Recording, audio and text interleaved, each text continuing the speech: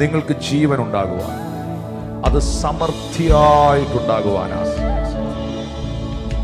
അതുകൊണ്ടാണ് റോമാസഭയോട് അപ്പോസ്തലനായ പൗലോസ്ലീഹ പറഞ്ഞത്, മരണം ഏകന്റെ ലംഘനത്താൽ ആദത്തിന്റെ അനുസരണക്കേടിനാൽ വന്നു എങ്കിൽ കൃപയുടെയും നീതിദാനത്തിന്റെയും സമൃദ്ധി ലഭിക്കുന്ന ഓരോ വ്യക്തികളും യേശുക്രിസ്തു എന്ന ഏകന്റെ അനുസരണത്തിലൂടെ, ആ ക്രിസ്തുവേശുവിൻ്റെ അനുസരണത്തിലൂടെ എത്രയധികം ആ സമൃദ്ധിയുള്ള ജീവനിൽ വാഴും.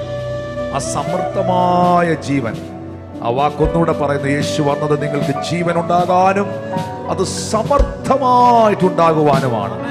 എവിടെയൊക്കെയാണ് നിങ്ങളുടെ ജീവിതത്തിൽ പ്രതിസന്ധികൾ അനുഭവിക്കുന്നത്, എവിടെയൊക്കെയാണ് നിങ്ങൾ പ്രതികൂലങ്ങളിലൂടെ കടന്നുപോയി, ഏതൊക്കെ കാര്യങ്ങളാണ് നിങ്ങൾ സ്ട്രെസ്ഫുൾ ആയിരിക്കുന്നത്, ഇപ്പോൾ അവിടെയെല്ലാം യേശുവിൻ്റെ ജീവൻ, ക്രിസ്തുവിലുള്ള ജീവൻ അത് സമൃദ്ധിയായി വെളിപ്പെടേണ്ടതിനായി പ്രാർത്ഥിക്കുന്നു.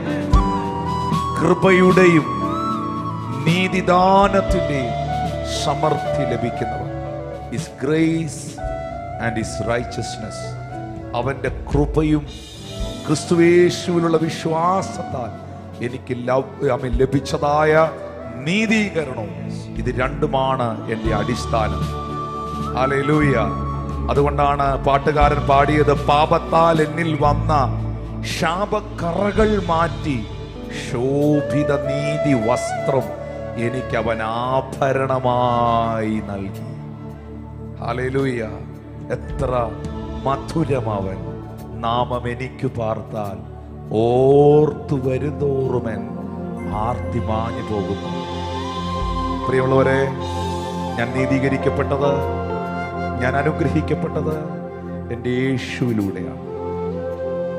വിശ്വാസത്താൽ നീതീകരിക്കപ്പെട്ടതിനാൽ ഞാൻ ഇന്ന് അനുഭവിക്കുന്നൊരു സമാധാനമുണ്ട്. പിശാച്